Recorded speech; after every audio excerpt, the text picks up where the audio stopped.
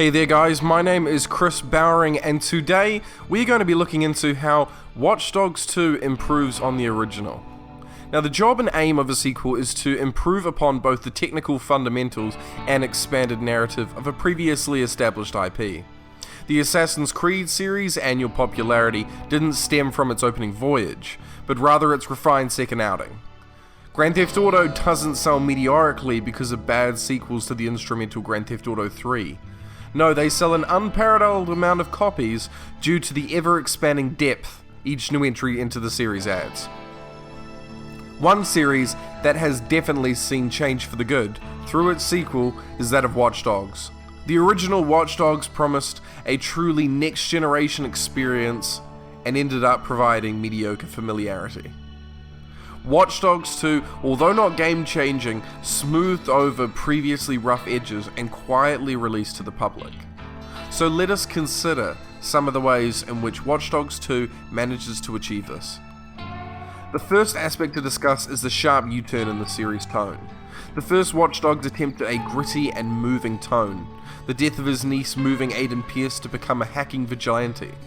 The game revolving around Pierce trying to protect the surviving members of his family while punishing the seedy underworld of Chicago for their sins.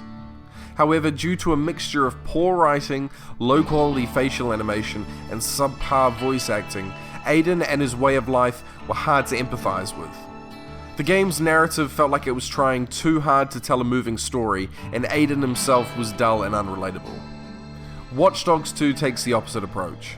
A story that doesn't take itself too seriously, a colourful cast of characters who at times can be cringeworthy with their millennial slang and hipster fashion sense, but simultaneously grow on you as the game progresses. Watch Dogs 2 doesn't feel the need to shove a super serious story down your throat. It provides a cast of characters, a lovably hateable villain, and a narrative with enough motivation to carry you from one hacking endeavour to the next.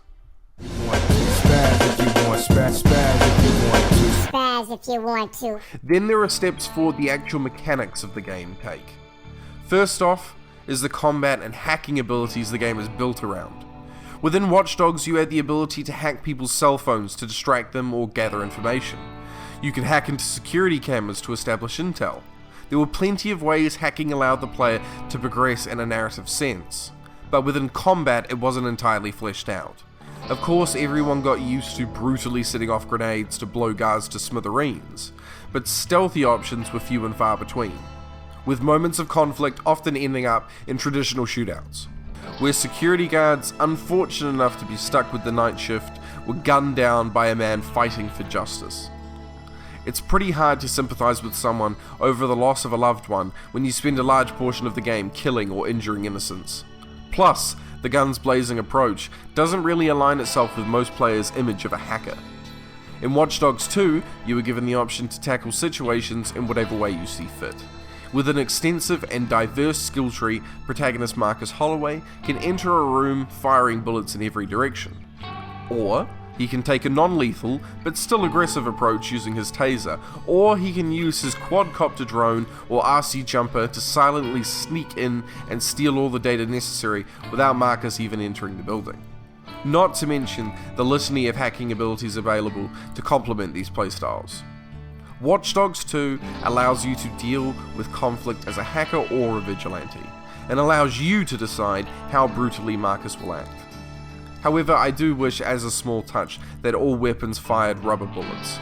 They would still fire and work just the same, but seeing the blood splatter of police officers dying seems to be in great conflict to the character Ubisoft created within Marcus's narrative.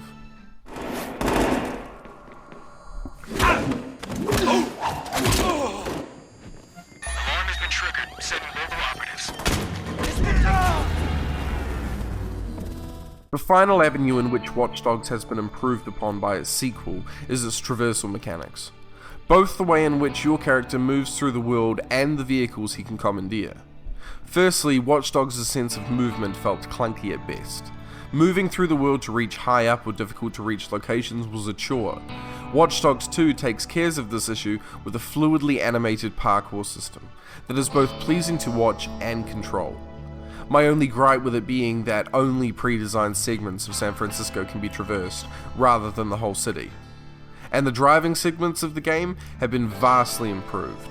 No longer will you drive in circles unable to evade police, monotonously causing the same speed vents to explode in the hopes of halting your pursuers. Now, you can realistically escape police by outrunning them, and using hacks such as speed boosts or the ability to move cars out of your path in order to avoid unnecessary crashes.